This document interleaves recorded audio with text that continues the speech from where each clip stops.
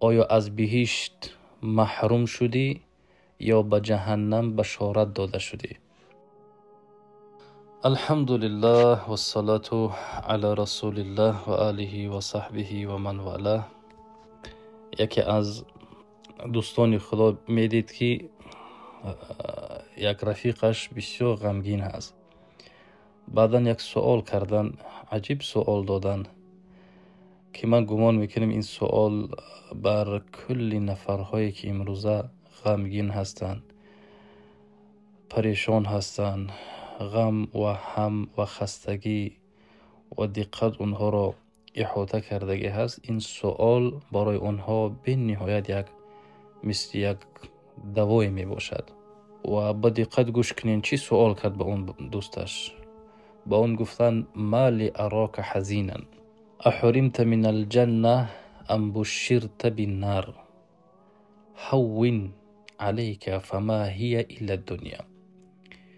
با دوست خود گفتن چی شد که من تو را اینقدر غمگین میبینم؟ آیا از بهشت محروم شدی یا به جهنم بشارت داده شدی؟ آرام باش ای دوستم، این فقط دنیاست و دنیا میگذرد. ای برادران عزیز، در حقیقت امروز بعضی چیزهایی که عموما اهمیتی ندارد ما و شما را غمگین میکند، ما و شما را پریشان میکند. یکی برای ماشینش زیق هست، یکی برای بعضی مبلغش، یکی برای خانهش، یکی برای بالاخره یک تلفنش از کار مانده است، غمگین هست، دارای زیقی هست. از اون میبینیش دیگر حالتش بسیار از بین هست. اینجا برادرش سوال میکنه آیا تو از جنت محروم شدی و بشارت به دوزخ داده شدی که اینقدر تو غمگین هستی؟ و این که دنیا هست، این دنیا به هیچ کس وفا نکرده است. مقصد که این چیزها باید که تو را غمگین و محزون کنن. حضرت میگفتن غم دین خور که غم دین هست، همه غم ها فروتر از این هست. غم دنیا مخور که بیهوده است، هیچ کس در این دنیا نیاسوده است. این دنیا در هیچ کس نیاسود. اگر دنیا با یک کس وفا میکرد، با رسول اکرم صلی الله علیه و سلم وفا میکرد. اما چگونه که شاعر عرب گفتن وای به حال این دنیا بود که یک پیامبر را شکمش سیر کرده نتونست. رسول اکرم صلی الله علیه و سلم بعضی حالتها در اشکم خود سنگ میبستند از گرسنگی. رسول خدا صلی الله علیه و سلم بعضی حال گرسنه چند روز نان نمیخوردن.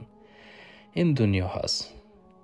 به می خاطر هر برادری که خطاب به سوی هر برادری که غمگین هستین، محزون هستین برای بعضی کارهای دنیا که این ناچیز هستند، غمگین نشین. اینو همش میگذرد. با الله تکیه کنین، انشاءالله خداوند غم شما را، همه شما را از شما دور میکنه. اما غم و محزونی فقط به خاطری باشد برادران عزیز که امروز تو اگر نماز تا نخوانده باشی، اگر تو بامداد را قضا کرده باشی، زیبیدن تو هست که تو زیق شوی. اگر تو امروز دروغ گفتگی باشی، غمگین باشی، احسنت، خوش به حالت. اما برای این چیزهای کوچک، این که تلفنت شکست است یا که ماشینت یک جاش ویران شده است یا که بگیم دیگر بر این چیزها غمگین نشه. اینا چیزهای کوچک هستند. خداوند نگهدارتان باشد. شامتان بخیر دوستان عزیز.